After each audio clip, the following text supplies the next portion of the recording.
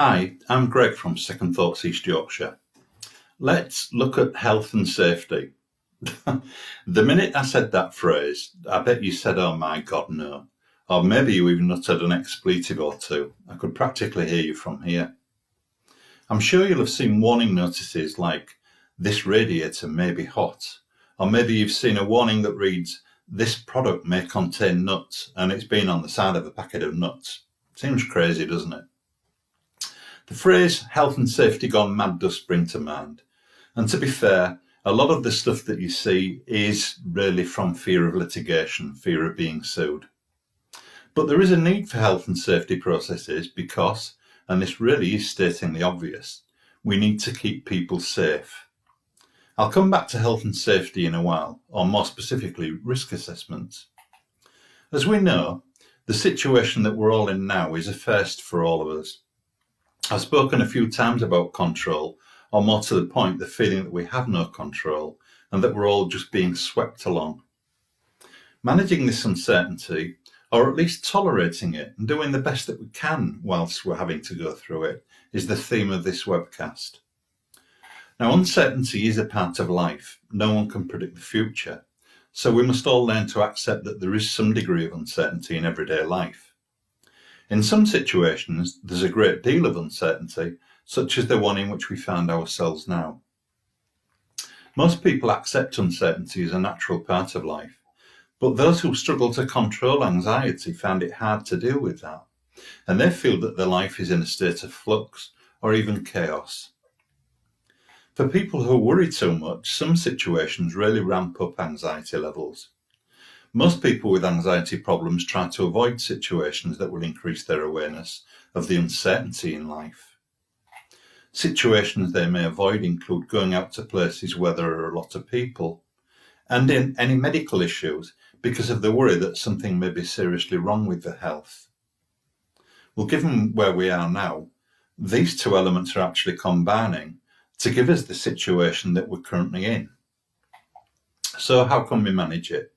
We'll go back to health and safety and risk assessments. Now, I do need to point out that I'm not an immunologist, I'm not a virologist, I'm not an epidemiologist, nor do I work for the NHS, so this isn't medical advice. It's just giving you an idea of approach to be able to manage the conditions that you can control, or the elements of the conditions and the situation that we're currently in. So we can use the risk assessment approach to identify what parts of any situation we're unable to control, and very importantly, what parts we can, and then think about how best to do that, to manage those parts that we can control. A risk assessment used in business really is an easy to follow form that identifies what a risky situation is, how likely it is that something will go wrong, how serious the outcome would be if it did go wrong, and then what you can do to mitigate or manage the risk, to reduce the risk. The last bit is called putting controls in place. The same principle can be used for any situation, from going to a gym, going out for a walk, through to managing getting essential supplies in during the lockdown. The latter situation is obviously far more serious and something that needs consideration, but which can be managed. So let's look at this situation, getting essential supplies in whilst we're in lockdown. Firstly, the risk. The risk is getting infected with coronavirus. So this will be identified under details of risk identified at the top of a form. And it'd be identified as risk of coronavirus infection whilst getting essential supplies in during the lockdown. Secondly, the likelihood of that happening. How likely is it to happen? Well, depending on the controls you use, and I'll talk about those later, that's very important. Catching the virus would be possible. Anyone can get it and anyone can spread it. Next, how serious would the outcome be? How serious could it be? Well, the vast majority of people have mild to moderate symptoms, but pre-existing health conditions are a major factor. It's a very dangerous virus and it does need to be taken seriously. Finally, the controls. Well, advice from the government is don't go out unless you absolutely have to for essential items such as food, which is what we're talking about here. or for exercise once a day, or to go to work, but only if you're unable to work from home. So the controls could be, number 1, try to get shopping by home delivery where possible. Number 2, depending on your own health conditions, is there a family member who can get the supplies for you? Number 3, if there are no family members who can help you, are there any volunteers working locally for community groups or any neighbours who could maybe help you to get the shopping in? Number 4, if you have to go for supplies, are your nearby shops or supermarkets arranging special opening times for people with health problems or those of retirement age? Number 5, if there aren't specific times available, are there certain times of day which are less busy than others?